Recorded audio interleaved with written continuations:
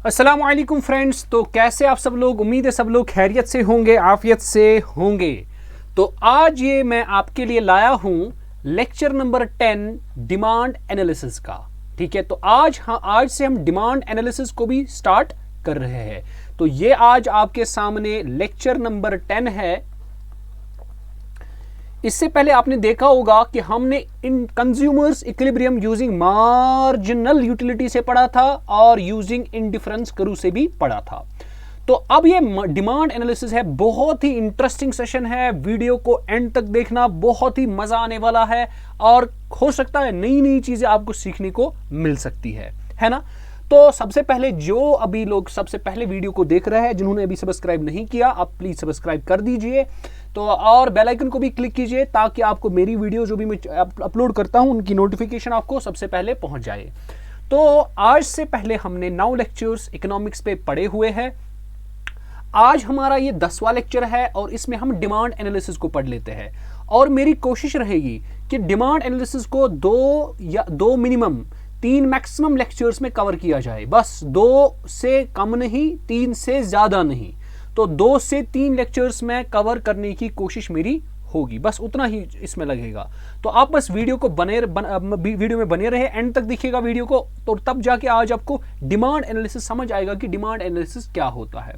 सबसे पहले मैं इस बात से स्टार्ट करता हूं कि भाई जो हमारे पास इकोनॉमिक्स में डिमांड होता है ना, देखो बेटा, अगर मैं आपको डिमांड और डिजायर पूछूंगा, सब बोलेंगे सर डिमांड और डिजायर में तो कोई फर्क ही नहीं है। डिमांड, डिजायर, चाहत दोनों ये तो एक ही वर्ड है। लेकिन इकोनॉमिक्स में डिजायर और डिमांड का अलग अलग माना होता है।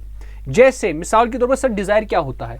डिजायर होता है किसी भी चीज की ख्वाहिश का, चाहत। मिसाल, मुझे ख्वाहिश है अभी कि मैं लेट अस सपोज एक ऑडी कार लाऊं। अरे ऑडी क्या, लेट सपोज कोई और कार। ये डिजायर होती है, चाहत है। जो भी मेरी चाहतें है ना, वो डिजायर्स है। लेकिन अब मेरी चाहत है कोई चीज खाने की। मिसाल के तौर पर मेरे पास लेट सपोज लेज, मुझे डिजायर आ गया लेज खाने का, तो मुझे लेज बाय करना है। अब देखो, ये भी डिजायर है, ये ऑडी भी डिजायर है। अब डिजायर कभी कभार डिमांड भी बन जाती है। तो इकोनॉमिक्स में डिमांड और डिजायर अलग अलग चीजें हैं। कैसे? डिजायर तब बनती है इकोनॉमिक्स में डिमांड, जब आपको सबसे पहले डिजायर हो। आपको सबसे पहले क्या हो? उस चीज को लाने में डिजायर हो, चाहत हो। उसके बाद नेक्स्ट थिंग, आपके पास उतना मनी भी हो जितना उसको लाने में लगता है। मिसाल के तौर पर, मिसाल यहां पे ऑडी था। ऑडी तो मैंने डिजायर कर दिया, लेकिन ये डिमांड नहीं होगा। वाई? बिकॉज पैसे नहीं होना है उतना मेरे पास पैसे नहीं है कि मैं इसको खरीदूं। इसका मतलब नंबर 1 डिजायर तो होना चाहिए। उसके बाद आपको क्या होना चाहिए? आपको उतना पैसा होना चाहिए उस डिजायर को फुलफिल करने के लिए। लेकिन इतना ही नहीं है, अब उसके बाद आपको क्या होना चाहिए? आपको अपना दिल भी मानना चाहिए, दिल भी बोलना चाहिए चलो खर्च भी कर लो। तो आपको इसके बाद क्या करना है? ये मनी जो है ना, ये कंज्यूम भी करना है, ये यूटिलाइज भी करना है। तो यूटिलाइजेशन ऑफ मनी। जब ये 3 चीजें मिलती है, कौन कौन सा 3 चीज है बेटा समझ लो। जब डिजायर हो, फिर उसके बाद उतना पैसा हो कि जिससे आप इस डिजायर को फुलफिल करो, और लास्ट वाला, बट लास्ट बहुत इंपॉर्टेंट, कि अगर आपके पास मनी है लेकिन आपको वो ना दिल बोल रहा है कि हाँ चलो कर भी लो मनी को यूटिलाइज। कभी कभार ऐसा भी होता है कि डिजायर भी होता है, मनी भी होता है, मगर दिल मानता ही नहीं है कि मनी को यूज करूं। यूटिलाइजेशन ऑफ मनी मानता ही नहीं है दिल, चलो वो वहां पे रह जाता है। तो वो डिमांड नहीं होती है। डिमांड होती है जब आपके पास डिजायर भी हो, जब आपके पास डिजायर को फुलफिल करने के लिए मनी भी हो, और आप वो मनी तैयार भी होगे खर्च करने के लिए। अगर आपके पास मनी हो और आप मान ही नहीं रहे हो मनी को खर्च करना, तो वो आपके लिए डिमांड नहीं कहलाता है। तो डिमांड की जो मोस्ट एक्सेप्टेबल डेफिनेशन है, वो या तो हार्वी ने कही या तो स्टॉनियर और हैग ने कही। क्या कहा इन्होंने? पढ़ लीजिए, एक बार पढ़ लेते हैं, उसके बाद आगे चलते हैं। तो हार्वी ने बोला, जे हार्वी ने, demand in economics is the desire to possess something. ये डिजायर है, चाहत है, एंड द विलिंगनेस, और फिर and the willingness and the ability to pay certain price in order to possess it. ये मैंने 3 चीज बोले, जो मैंने 3 चीज समझाया आपको, वो यही इसने बोला कि भाई इकोनॉमिक्स होता है किसी चीज का डिजायर होना, यानी चाहत होना। फिर आपको एबिलिटी टू पे ए सर्टेन प्राइस, आप उसकी एबिलिटी होनी चाहिए, यानी जितना इसको प्राइस है उतना आपको एबिलिटी होनी चाहिए, एंड विलिंगनेस भी होना चाहिए, जितना पैसा उसको देना है, अगर आपको उतना पैसा है आप विलिंग भी हो उसको देने के लिए, ठीक है, वो बनाता है डिमांड। स्टोनियर ने भी डेफिनेशन दी और हैग ने इकट्ठे, demand in economics means desire, desire ही होता है लेकिन backed up by enough money, जिसके पीछे मनी लगाया होता है ताकि हम उसको खरीद सके। तो आई होप आपने डिमांड को सबसे पहले इकोनॉमिक्स के नजरिए से समझा होगा। अब समझ लीजिए सर जी, ये जो डिमांड होता है, ये डिमांड सर जी किन किन चीजों पे डिपेंड करता है?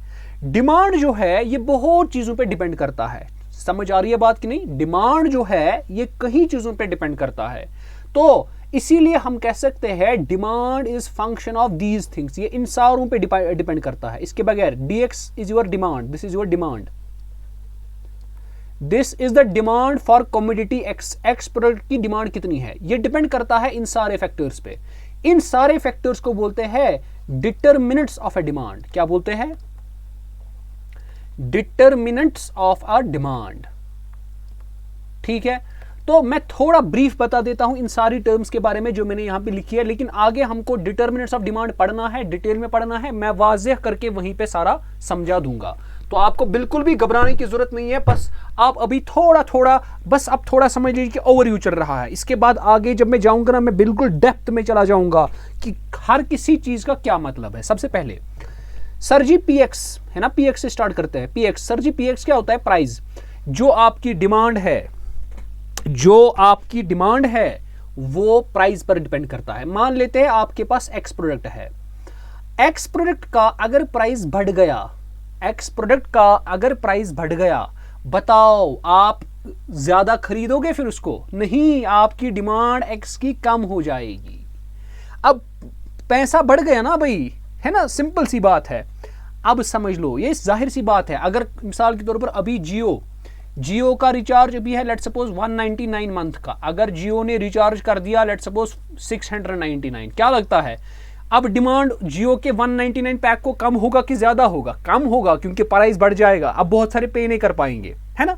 तो इसीलिए जब प्राइस बढ़ता है डिमांड घटता है, और जब प्राइस घटता है डिमांड बढ़ती है कि नहीं? ये ह्यूमन साइकोलॉजी है, साइकोलॉजिकल इफेक्ट। अब देखो, लेकिन और इसी लॉ को बोलते हैं हम लॉ ऑफ डिमांड। क्या बोलते हैं इसको? Law of demand. आगे मैं पढ़ाऊंगा लॉ ऑफ डिमांड होता क्या है डिटेल में, और उसका रीजन भी समझाऊंगा। और हाँ, आप कमेंट सेक्शन में, चलिए आपके लिए एक असाइनमेंट रखते हैं, कमेंट सेक्शन में ये बताइए, मैंने आपको बता दिया एक्स के इंक्रीज करने से, यानी एक्स होता है quantity, price of x, x की प्राइस को बढ़ाने से डिमांड जो होता है वो कम हो जाती है, या एक्स के प्राइस को घटाने से डिमांड जो होता है वो बढ़ जाता है। इसको बोलते हैं लॉ ऑफ डिमांड। क्या बोलते हैं बेटा? Law of demand. अब मुझे इसका रीजन बताओ, और ऐसा रीजन बताओ जो मेरी जो सादा हो, सिंपल रीजन कोई बताना, वो मुझे कमेंट सेक्शन में सब मैं चाहता हूं सभी इसको कमेंट करे कि भाई अगर कमोडिटी का प्राइस इंक्रीज होता है उसकी डिमांड कम क्यों होती है, और अगर कमोडिटी का प्राइस घट जाता है उसकी डिमांड बढ़ क्यों जाती है। इसका आप मुझे कमेंट सेक्शन में जरूर बताओगे। इसका मतलब पता लग गया कि प्राइस बढ़ाने से या घटाने से डिमांड पर असर पड़ता है। सर ये डिटरमिनेंट्स ऑफ डिमांड होता क्या है? डिटरमिनेंट्स ऑफ डिमांड आप समझ लीजिए बेटा, डिटरमिनेंट्स ऑफ डिमांड वो चीजें होती है जिन पर डिमांड डिपेंड करती है, जिनसे डिमांड फंक्शन को असर पड़ता है। तो जिन पर ये सारी चीजें आप जब देख रहे हो, इनको चेंज करने से डिमांड पर असर पड़ता है। सर जी ये समझ आया। अब सर जी ये प्राइसेस ऑफ रिलेटेड गुड्स क्या होता है? देखो, रिलेटेड गुड्स होता है जो इसके जैसे गुड्स होंगे। जैसे मिसाल, अब गुड्स दो तरह के होते हैं, गुड्स होते हैं दो तरह के, एक होता है सब्स्टिट्यूट गुड्स और दूसरा होता है कंप्लीमेंट्री गुड्स।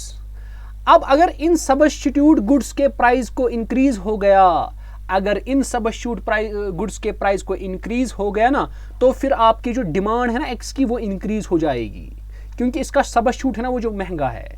अगर इसके कॉम्प्लीमेंट्री की डिमांड प्राइस बढ़ गया, इसकी डिमांड जो है ना वो घट जाएगी। ये डिफरेंट है, सब्स्टिट्यूट गुड्स अलग होते हैं, कॉम्प्लीमेंट्री गुड्स अलग होते हैं। मैंने बोला ना अभी थोड़ा ओवरव्यू समझ लो, उसके बाद डिटेल में जब मैं समझाऊंगा ना तब आपको समझ आएगा, अभी इसी लेक्चर में आपको समझाऊंगा, तो आपको बिल्कुल भी घबराने की जरूरत नहीं है।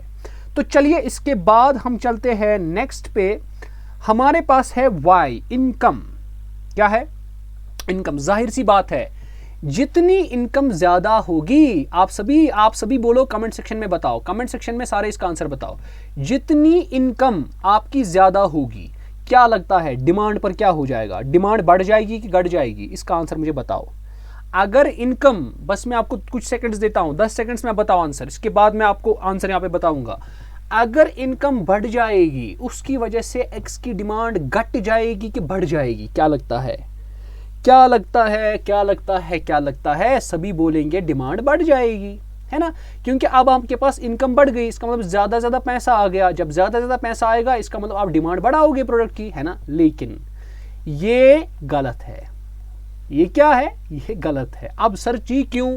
अरे भाई, इनकम ऑफ कंज्यूमर डिपेंड करेगा गुड्स पे। अगर आप नॉर्मल गुड्स की बात कर रहे हो तब कुछ अलग चीज होगा। अगर आप इंफीरियर गुड्स की बात कर रहे हो बेटा तब कुछ अलग होगा। क्या मतलब? देखो बेटा, जाहिर सी बात है, नॉर्मल गुड्स कौन से गुड्स होते हैं? जो हम मतलब नॉर्मली जिनकी क्वालिटी ठीक होती है, ठीक है।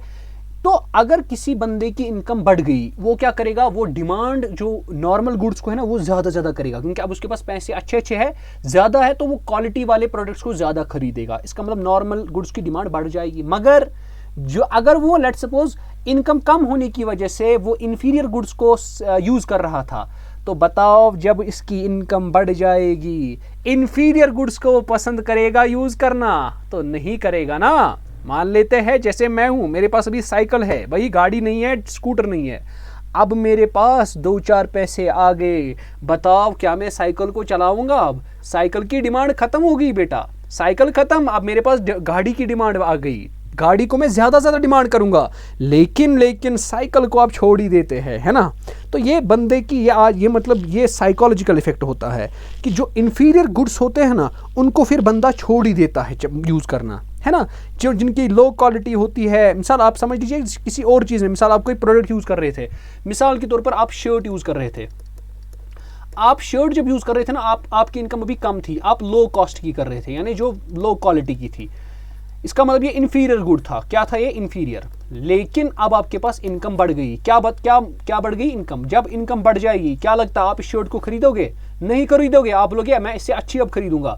इसका मतलब इंफीरियर गुड्स की डिमांड कम हो जाती है। ये मैं आगे सारा अभी पढ़ाऊंगा। अब उसके बाद नेक्स्ट क्या है? Taste and preference. अरे भाई देख लो, अभी मैं लेट्स सपोज लेज खाता हूं, लेकिन कल जाके मुझे क्या हो गया काम, मुझे अब बिंगो पसंद आने लगा। मुझे कौन सा पसंद आने लगा? बिंगो। बताओ, जब मेरा टेस्ट चेंज हो गया, लेज अब मुझे अच्छा नहीं लगा, लेज मुझे अच्छा, या ऐसा भी हो सकता है, देखो दो चीज हो सकते हैं, या तो मुझे लेज और अच्छा लगने लगेगा, जितना मुझे पहले लग रहा था उससे ज्यादा अच्छा लगने लगेगा।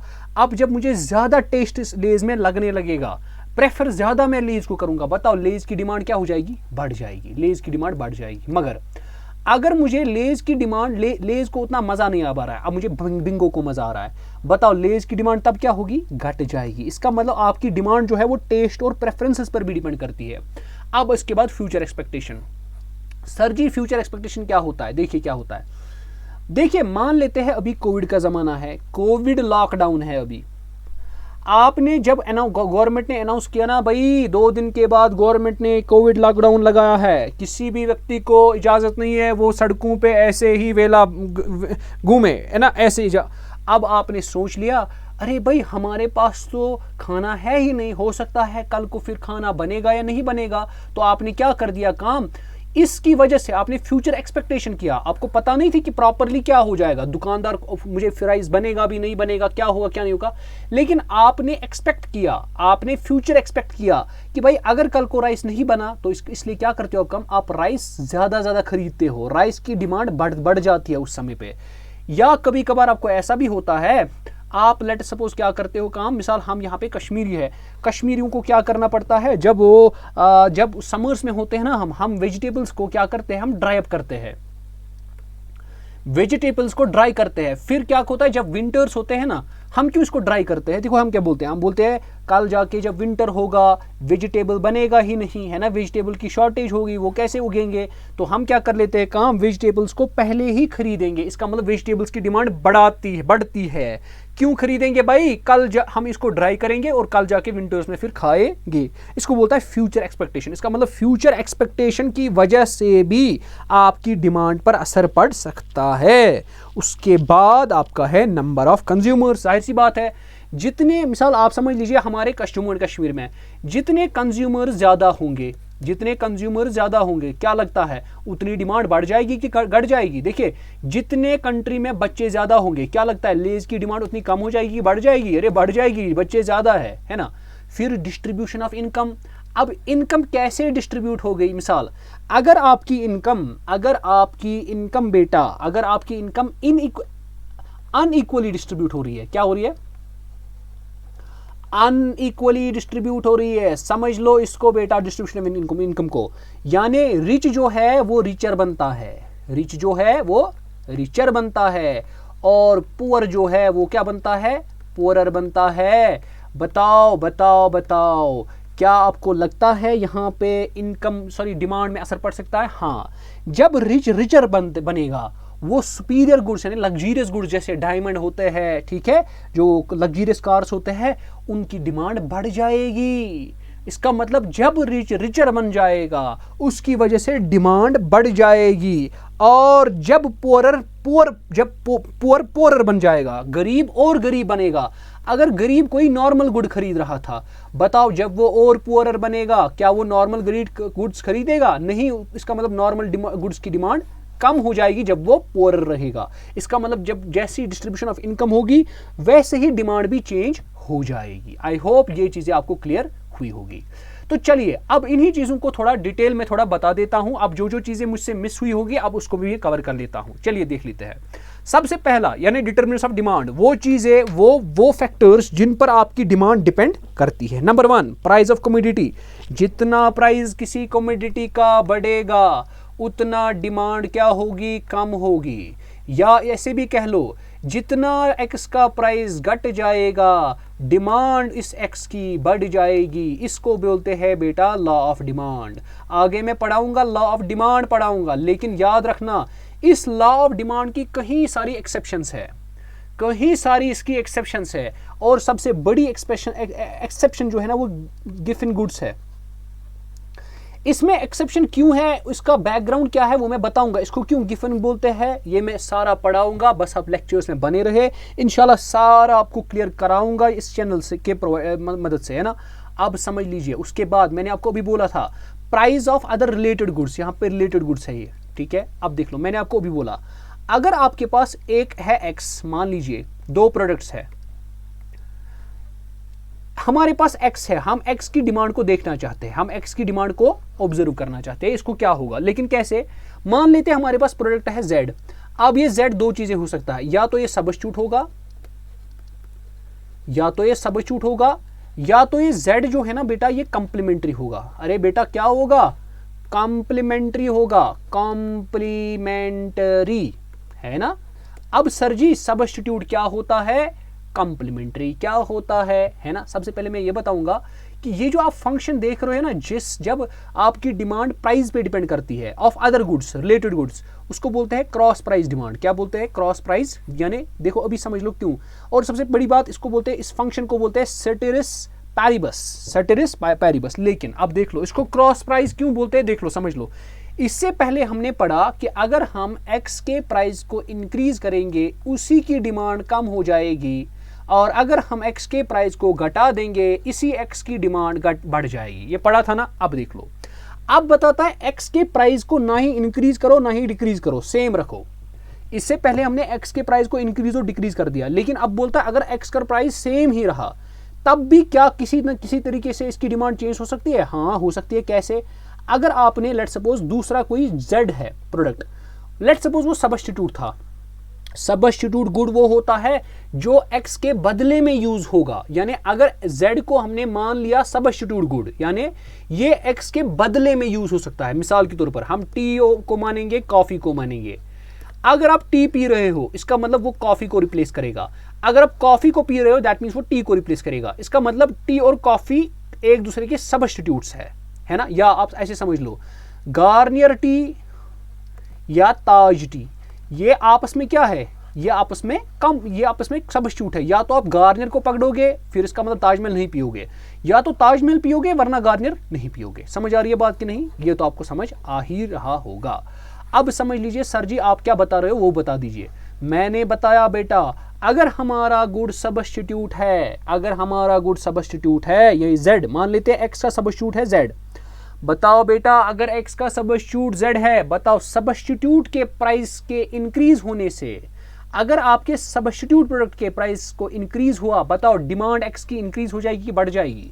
अरे भाई दिमाग बोलता है जब सब्स्टिट्यूट का इंक्रीज बढ़ जाएगा कस्टमर सब्स्टिट्यूट गुड को नहीं खरीदेगा, कस्टमर सब्स्टिट्यूट गुड को नहीं खरीदेगा। क्यों? क्योंकि उसका प्राइस हाई है, उसका प्राइस हाई है, नहीं खरीदेगा। इसका मतलब कस्टमर इसी एक्स को प्रेफर करेगा। क्यों? क्योंकि जो इस एक्स का सब्स्टिट्यूट है उसका प्राइस उसके निस्बत में कम है ना, सॉरी ये जो एक्स है इसका प्राइस इसके सब्स्टिट्यूट में कम है, इसका मतलब एक्स की डिमांड बढ़ जाएगी। इसका मतलब ये होता है जब सब्स्टिट्यूट गुड्स का प्राइस ज्यादा रखेंगे, ज्यादा करेंगे, उसका मतलब डिमांड एक्स की बढ़ जाएगी। इसी तरह अगर आपने सब्स्टिट्यूट गुड्स का प्राइस घटा दिया, बताओ एक्स को अब इस्तेमाल अब करोगे? नहीं, आप बोलोगे एक्स को छोड़ो, सब्स्टिट्यूट तो इससे सस्ता है, इसका मतलब एक्स की डिमांड घट गई। अब बताओ यहां पर एक्स के प्राइस को आपने चेंज किया? नहीं किया, आपने किसी और के प्राइस को चेंज करने से एक्स की डिमांड चेंज होगी, इसीलिए इसको बोलते हैं क्रॉस प्राइस डिमांड, इसीलिए इसको बोलते हैं क्रॉस प्राइस डिमांड।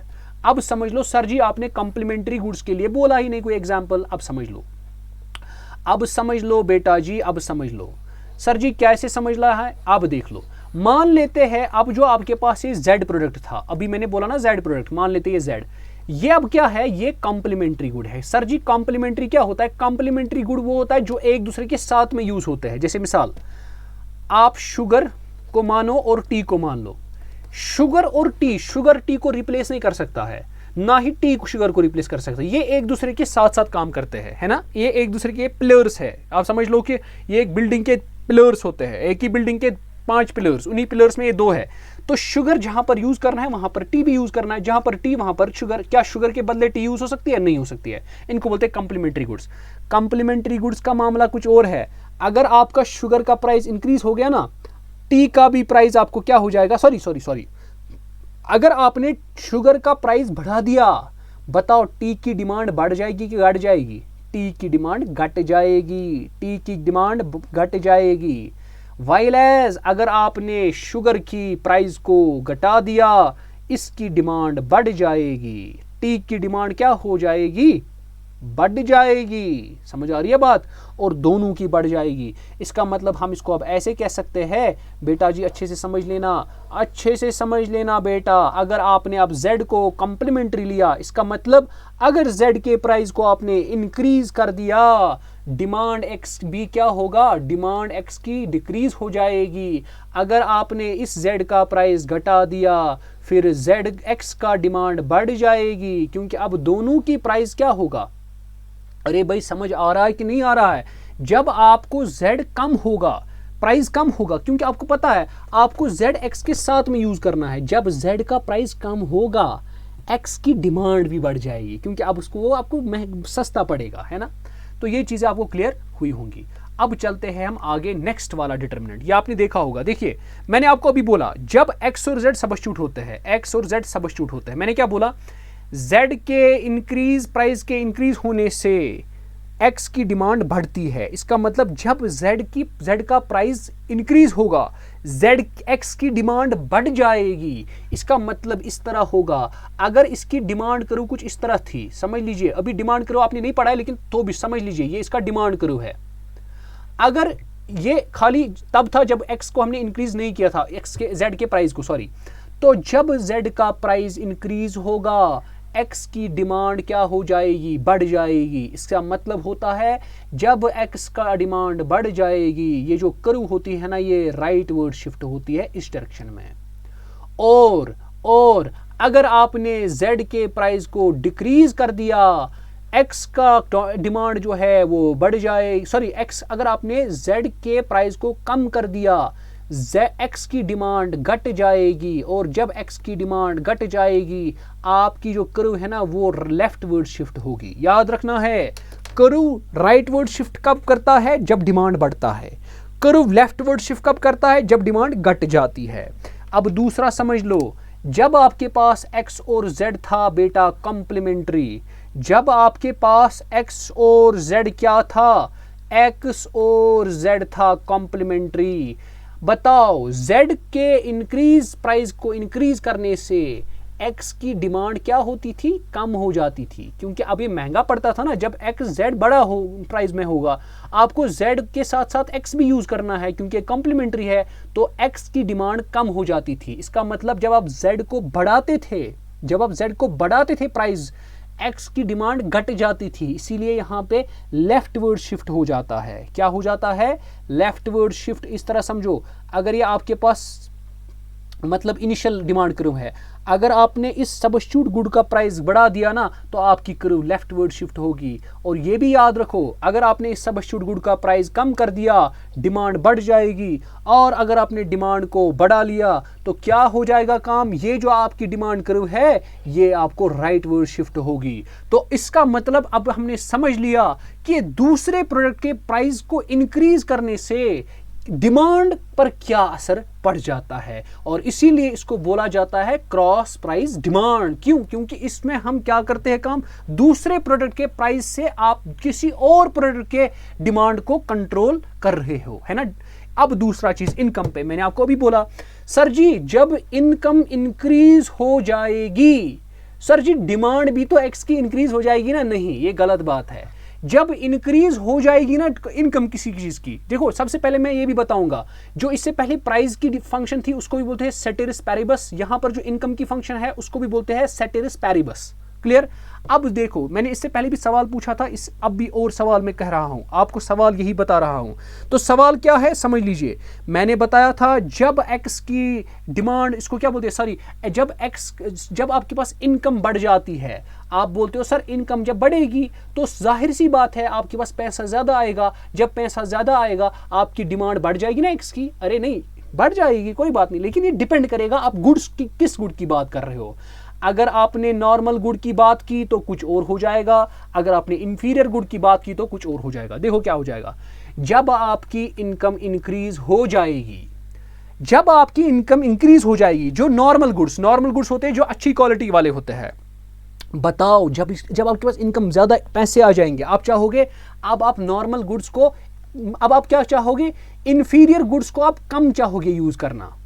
जाहिर सी बात है, जब आपके पास इनकम ज्यादा आएगी आप बोलोगे अब इंफीरियर गुड्स होते हैं जो मतलब लो क्वालिटी के होते हैं, आप बोलोगे अब लो क्वालिटी के गुड्स कौन यूज करेगा, अब मैं नॉर्मल गुड्स यानी हाई क्वालिटी के यूज करूंगा। तो इसका मतलब इनकम इंक्रीज करने से इंफीरियर गुड्स की डिमांड घट जाती है और नॉर्मल गुड्स की डिमांड बढ़ जाती है। यहां पर समझ लो, तो इसका मतलब नॉर्मल गुड्स की डिमांड क्या हो जाती है, बढ़ जाती है। बढ़ जाने का मतलब राइटवर्ड शिफ्ट, अभी बोला तो राइटवर्ड शिफ्ट हो रहा है, और इंफीरियर गुड्स क्या हो रहे हैं, कम उनकी डिमांड हो रही है, इसी तरह लेफ्टवर्ड शिफ्ट हो रहा है। अब ये मैंने दिखाया है ये ग्राफ जब इनकम बढ़ती है। अब अगर अब इनकम हो जाएगी कम, जब इनकम कम हो जाएगी, नॉर्मल गुड्स अब आप कम इस्तेमाल करना चाहोगे, इसका मतलब आपको अब ये रेड कलर से दिखाऊंगा, जब इनकम घट जाती है, जब इनकम घट जाती है तो इस तरह ये लेफ्टवर्ड शिफ्ट हो जाएगा आपका नॉर्मल गुड्स का डिमांड को। क्यों? क्योंकि आपकी डिमांड नॉर्मल गुड्स की कम हो जाएगी और इंफीरियर गुड्स की डिमांड ज्यादा हो जाएगी, है ना। तो इसका मतलब अब बचत ज्यादा करना है, पैसे उतने नहीं है, इनकम कम हो गई। ठीक है, अब देख लो इसके बाद एक और फैक्टर है बेटा कंज्यूमर टेस्ट। ये मैंने इससे पहले भी समझाया, कंज्यूमर का टेस्ट के हिसाब से, मिसाल के तौर पर अगर आप मिसाल लेज खा रहे हो, अगर आपको लेज और अच्छा लगने लगा आप उसकी डिमांड को बढ़ाओगे, और जब इसकी डिमांड बढ़ जाएगी राइटवर्ड शिफ्ट होगा। अगर आपको लेज अब पसंद ही नहीं आने लगा, अब कम पसंद आने लग रहा है, थोड़ा गंदा लग रहा है, तो उसकी डिमांड कम हो जाएगी और डिमांड करो लेफ्टवर्ड से शिफ्ट हो जाएगी। अब ये डिमांड करो होता क्या है ये मैं सारा पढ़ाऊंगा, अब बस बने रहे। उसके बाद फ्यूचर एक्सपेक्टेशंस, ये भी मैंने अभी बता दिया था कि फ्यूचर एक्सपेक्टेशन से कैसे मतलब आपकी डिमांड बढ़ जाती है या घट जाती है, वो मैंने अभी बता ही दिया था। तो चलिए आगे चलते हैं। नेक्स्ट हमारे पास जो है आपकी स्क्रीन पे आप देख रहे हो चेंज इन वेदर, तो ये भी मैंने आपको बता दिया था। हम कश्मीर के लोग हैं, हम क्या करते हैं काम, हमारे पास विंटर होता है, बहुत ही खतरनाक चीज होती है हमारे पास विंटर। हम क्या काम करते हैं, हम इस विंटर की यानी वेदर की वजह से हम कई सारी चीजों की डिमांड बढ़ा देते हैं। जैसे मिसाल के तौर पर समझ लीजिए, जैसे मैंने वेजिटेबल्स का बोला था, हमें पता है विंटर्स में वेजिटेबल अवेलेबल नहीं होंगे, इसलिए हम क्या करते हैं, समर्स में वेजिटेबल्स को ज्यादा लाते हैं पहले, ताकि उसको ड्राई अप किया जाए और विंटर्स में उसको यूज किया जाए। इसका मतलब यहाँ पर जो डिमांड वेजिटेबल्स की इस समर में बढ़ गई, वो इसलिए बढ़ गई कि वेदर को हमने मद्देनजर रखा है यहाँ पे। अब उसके बाद टैक्सेशन और सब्सिडी, देखो अगर गवर्नमेंट ने किसी चीज पे टैक्स इंक्रीज किया, अगर गवर्नमेंट ने किसी चीज पर टैक्स इंक्रीज किया, बताओ आप उस प्रोडक्ट को खरीदोगे, आप उस प्रोडक्ट को नहीं खरीदोगे, इसका मतलब उसकी डिमांड कम हो जाएगी। वाइल एज अगर गवर्नमेंट ने किसी प्रोडक्ट पर सब्सिडी बढ़ाई, सब्सिडी होता है जो आपको कंसेशन मिलता है, अगर किसी गवर्नमेंट ने किसी प्रोडक्ट पर सब्सिडी बढ़ाई, बताओ आप उसको ज्यादा खरीदोगे ना, क्योंकि उसको सब्सिडी मिल रही है। जब आप इसको ज्यादा खरीदोगे, बताओ उसकी डिमांड को क्या हो जाएगा, उसकी डिमांड को इंक्रीज हो जाएगा। अब ये भी मैंने आपको बोला चेंज इन पॉपुलेशन, ठीक है, पॉपुलेशन जब चेंज हो जाएगी, जाहिर सी बात है, मतलब अगर जितनी ज्यादा पॉपुलेशन उतनी ज्यादा डिमांड भी हो जाएगी। उसके बाद आपके पास आ जाता है लास्ट वाला, उसको बोलते हैं डिस्ट्रीब्यूशन ऑफ इनकम। अब इनकम कैसे डिस्ट्रीब्यूट हो रहा है, अगर आपकी इनकम ऐसे डिस्ट्रीब्यूट हो रही है कि रिच रिचर बन रहा है, यानी अमीर अमीर और बनता जा रहा है, और गरीब बेचारा गरीब और बनता जा रहा है, पुअर बिकमिंग पुअर। अब बताओ जब रिच और रिच बनेगा, अगर रिच नॉर्मल गुड्स यूज कर रहा था, जब रिच और रिच बन जाएगा ना, वो नॉर्मल से शिफ्ट हो जाएगा कहां की ओर, वो सुपीरियर गुड्स की ओर जाएगा, लग्जीरियस गुड्स को लाएगा। इसका मतलब ये हो गया लग्जीरियस गुड्स की, जो लग्जरी गुड्स थे, लग्जरी गुड्स, उनकी डिमांड उससे पहले कम थी, लेकिन जब रिच रिचर बन गया उनकी डिमांड बढ़ गई, तो डिमांड पर असर पड़ गया ना इस डिस्ट्रीब्यूशन ऑफ इनकम की वजह से।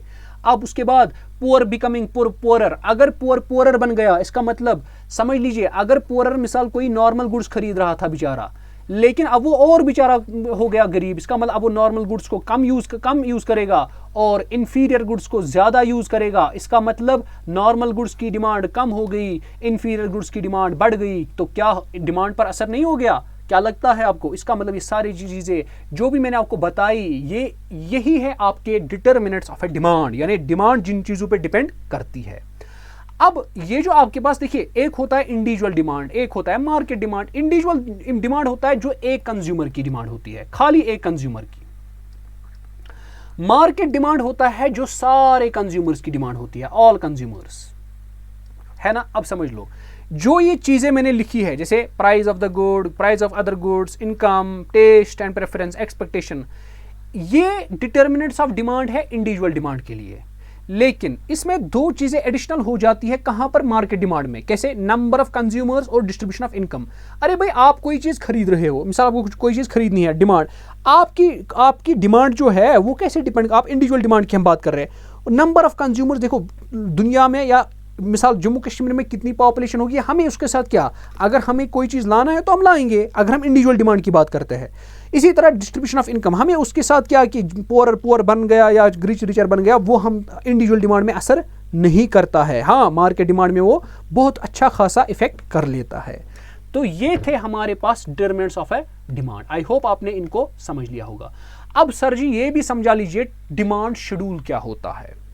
अब ये भी समझा लीजिए कि डिमांड शेड्यूल होता है तो क्या होता है, समझ लेना।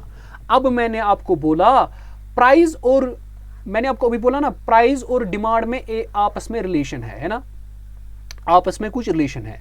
अब अगर आप एक टेबल बनाओगे जिसमें आप प्राइसेस को दिखाओगे और उस क्वांटिटी डिमांड, यानी कितनी डिमांड है उस क्वांटिटी की, अब अगर आपके पास ऐसा टेबल है जिसमें आप दोनों को दिखाओगे, प्राइस भी दिखाओगे और उस प्राइस पर उसकी डिमांड क्या है, उस प्राइस पर उसकी डिमांड क्या है, ठीक है, तो उसको बोलते हैं डिमांड शेड्यूल। इसका मतलब ये टेबल है, ये एक ऐसा टेबल है जिसमें आपके पास किसी प्रोडक्ट का प्राइस है और उस प्राइस पर आपकी डिमांड कितनी है, ये वही टेबल है जिसमें आपको ये चीजें शो होती है। तो जैसे मिसाल, आपके पास प्राइस ऑफ आइसक्रीम है और उसकी क्वांटिटी डिमांडेड है। जब आपके पास प्राइस ऑफ आइसक्रीम 1 है, ₹1 है, आपकी डिमांड लेट सपोज 4 थी, 4 क्वांटिटीज आप डिमांड कर रहे हैं। जब आपके पास प्राइस बढ़ गया, 2 बढ़ गया, एक प्राइस बढ़ गया है ना, 2 बन गया, अब आपकी क्वांटिटी डिमांड्स कम हो रही है। इसका मतलब जितना प्राइस बढ़ेगा उतना डिमांड कम हो जाएगी। और अगर आपने 3 और बढ़ा दिया, यहां से और घटता है ये। अब अगर आपने और एक प्राइस बढ़ा दिया यानी 4 किया, अब क्वांटिटी डिमांडेड घट जाएगी। ठीक है, इसका मतलब यहां पे इनवर्स रिलेशन है between price and quantity demanded, है ना। उसके बाद अब नेक्स्ट आ जाता है हमारे पास मार्केट डिमांड। मार्केट क्या होता है, ये हमारे पास देखिए, ये जो मैं बता रहा था ये हमारे पास इंडिविजुअल डिमांड शेड्यूल था, यानी जिसमें एक ही कंज्यूमर के बारे में पढ़ रहे थे हम। अब आ जाएगा जब हम ऑल कंज्यूमर्स को यानी मार्केट डिमांड शेड्यूल को पढ़ लेते हैं। देखिए क्या होगा, अब मार्केट डिमांड शेड्यूल में सारी कंज्यूमर्स की डिमांड को लिया जाएगा। मिसाल हमारे पास मान लेते हैं हमारे पास 2 ही बायर्स है प्रोडक्ट के, ए और बी। अब मिसाल के तौर पर जब प्राइस आइसक्रीम का प्रोड्यूसर ने रखा 1 रुपये, ए ने क्वांटिटी जो डिमांड की वो 4 डिमांड की, बी ने जो क्वांटिटी डिमांड की वो 5 की। अब जो मार्केट डिमांड होगी ना वो इन दोनों का ऐड होगा, दैट मींस 4 + 5 इज 9। इसी तरह जब अब प्राइस इंक्रीज हो गया, क्या हो जाएगा, डिमांड ओवरऑल डिमांड कम हो जाएगी। इसका अगर इसने 4 खरीदी थी अब ये 3 ही मांगेगा, अगर इसने पहले 5 खरीदी अब ये 4 ही मांग रहा है, तो ओवरऑल डिमांड क्या बनेगा, 7। इसका मतलब ओवरऑल डिमांड कम हो रहा है। इसी तरह ये सारा टेबल है।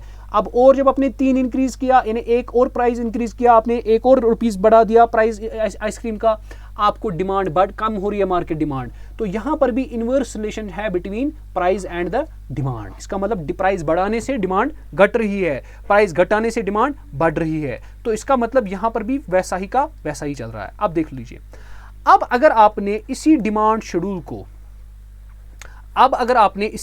शेड्यूल को बेटा जी क्या किया काम, एक ग्राफ पे रिप्रेजेंट करवाया। क्या मतलब सर, डिमांड शेड्यूल में क्या क्या होता था, डिमांड शेड्यूल में होता था, यहां पे आपने देखा, यहां पे प्राइस होता था, यहां पे क्वांटिटी डिमांडेड होती थी, है ना। अब जब आपके पास प्राइस, अभी आपको मैंने बोला जब प्राइस 1 था क्वांटिटी डिमांड 4 थी, ये इंडिविजुअल की बात कर रहा हूं, इसको बोलते हैं इंडिविजुअल डिमांड करो। जब आपके पास प्राइस 2 था, डिमांड प्राइस बढ़ा रहे हो क्वांटिटी डिमांड कम हो जाएगी, प्राइस बढ़ा रहे हो क्वांटिटी डिमांड और कम हो जाएगी, प्राइस बढ़ा रहे हो क्वांटिटी डिमांड और कम हो जाएगी। ये इंडिविजुअल डिमांड है। अगर आपने इंडिविजुअल डिमांड शेड्यूल को ग्राफ पर रिप्रेजेंट करवाया, वाइल एज एक को आप एक एक्सिस पे रखोगे, दूसरे क्वांटिटी को और दूसरे को एक्सिस पे। जैसे मिसाल यहां पे मैंने प्राइस को कहां रखा है, एक्स वाई एक्सिस पर, क्वांटिटी डिमांड को कहां रखा है मैंने एक्स एक्सिस पर। जब आप इनमें से ग्राफ डालोगे ना, तो जो आपको ग्राफ बनेगा वही होता है डिमांड कर्व।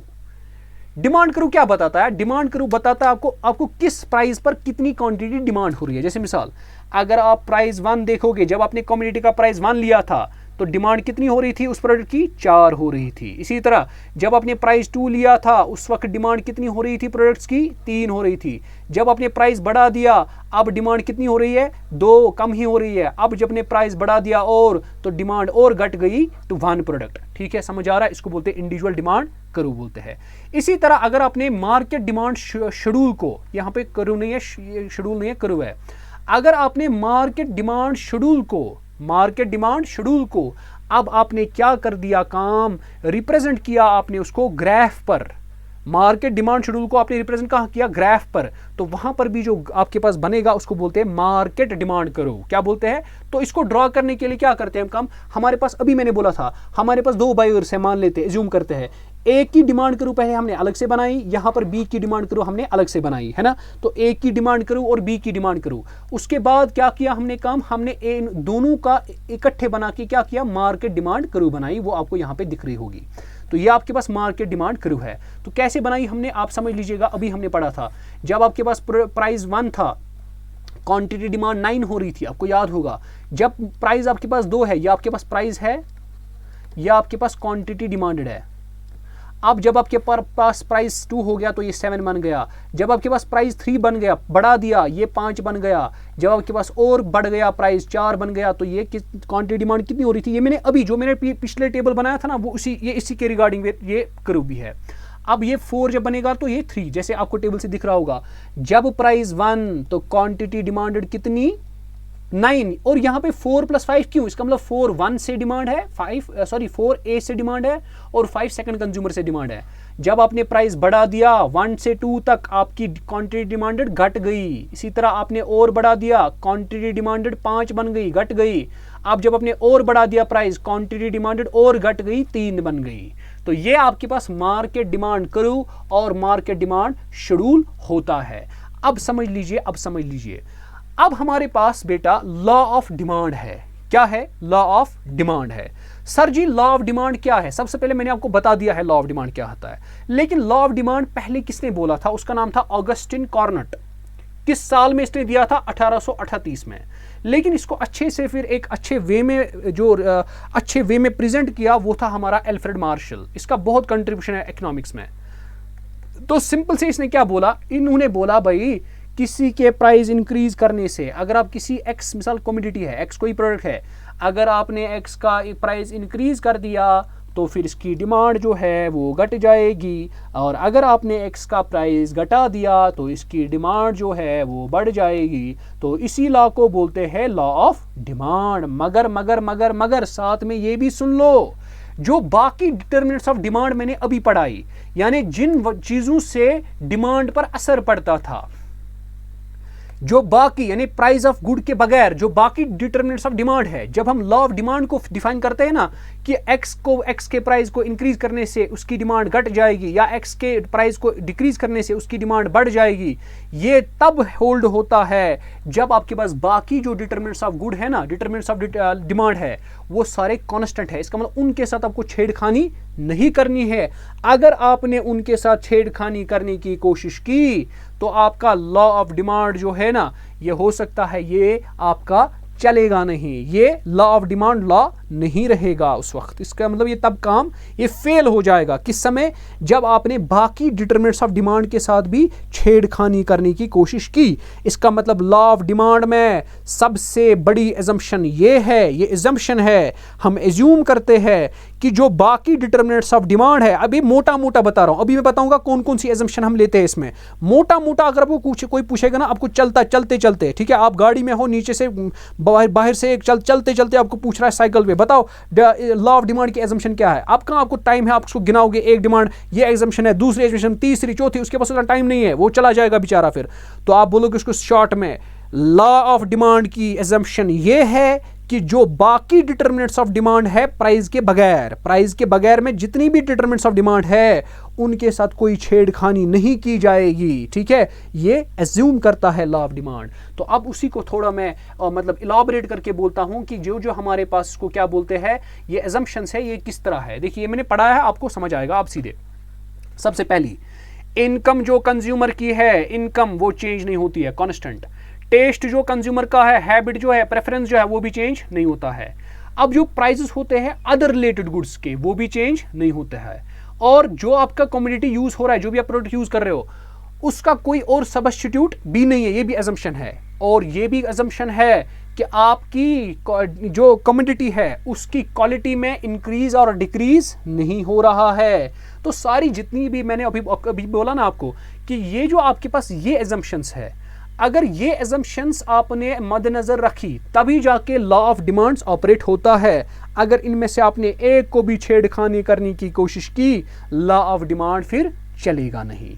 आई होप आपने इन चीजों को अच्छे से समझा होगा कि लॉ ऑफ डिमांड होता क्या है, क्या नहीं होता है, ये मैंने सारा आपको बता दिया। इसका मतलब एक बार और लास्ट में सुन लो, और एक सवाल जो मैंने इससे पहले बोला था एक और बार वही सुन लो ताकि आप उसको कमेंट सेक्शन में लिखो।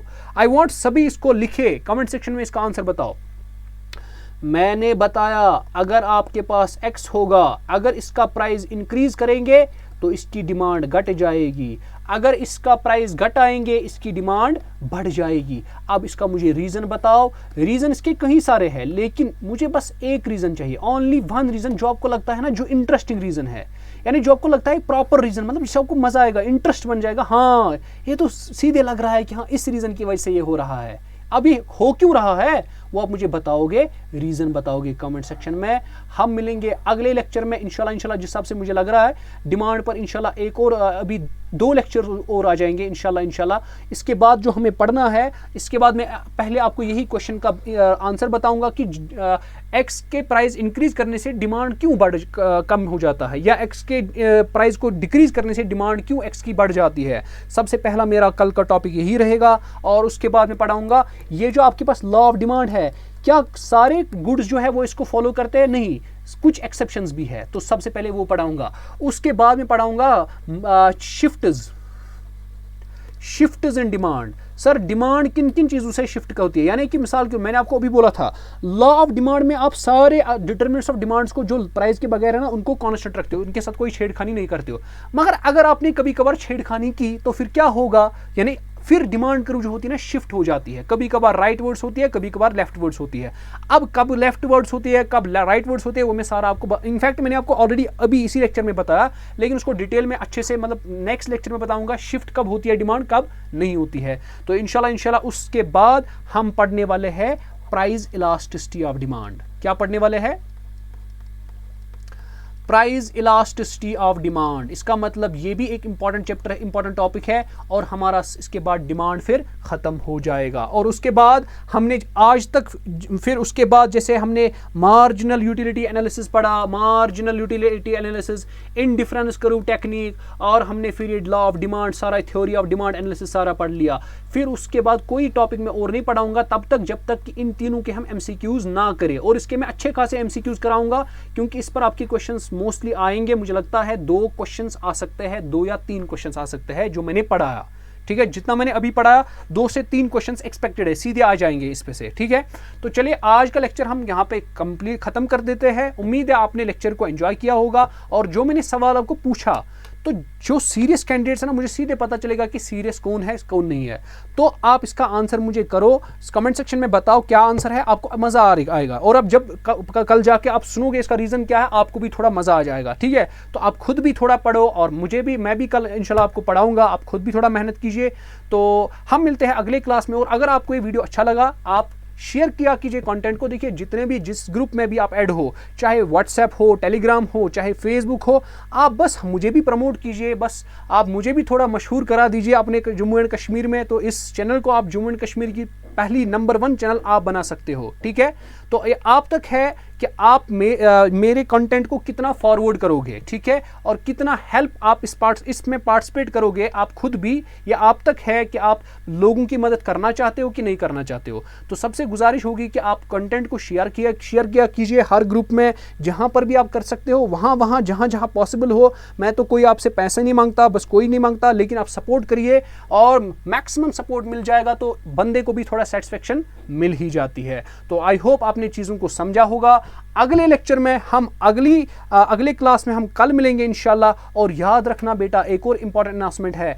इंपॉर्टेंट अनाउंसमेंट ये है, मैंने स्टैटिस्टिक्स का सिलेबस कंप्लीट कर दिया है सारा। अब देख लो, हम संडे के दिन मिलेंगे इंशाल्लाह। आपको पता है मैं कितने बजे लाइव आता हूं, 8:30 बजे। तो 8:30 बजे, और आज एक और इंपॉर्टेंट अनाउंसमेंट है, आपके पास जो आज नई नोटिफिकेशन आ रही है उसमें 503 पोस्ट्स है, तो वो चेक कर लेना आप, उसमें कौन कौन से पोस्ट्स है। अगर आपके लिए फिजिबल है तो आप उनको भी अप्लाई कर सकते हो। जिन्होंने जूनियर असिस्टेंट में अप्लाई किया है तो उनके लिए एक अच्छा चांस है, इसमें भी जूनियर असिस्टेंट की बहुत सारी वैकेंसीज है, तो उसमें आप अपने आप को अप्लाई मतलब फॉर्म भर दीजिएगा। तो ठीक है, तो और जो भी पोस्ट्स होंगे जो बाकी आपको लगते हैं रिलेटेड है आपके लिए आपकी क्वालिफिकेशन के हिसाब से, तो वो आप उसमें फिल कर दीजिएगा। हम मिलेंगे अगले क्लास में अगले एनर्जी के साथ, एक अच्छे लेवल तक मैं आपको इस डिमांड एनालिसिस की एनालिसिस बताऊंगा कि कैसे डिमांड एनालिसिस पढ़ते हैं, इसमें क्या क्या चीज़ें कैसे किस हद तक पढ़ा जा सकता है, वो हम इंशाल्लाह नेक्स्ट क्लास में डिस्कस करने वाले हैं।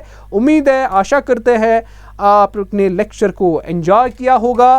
तो हम मिलते हैं अगले क्लास में, तब तक के लिए खुदा हाफिज़।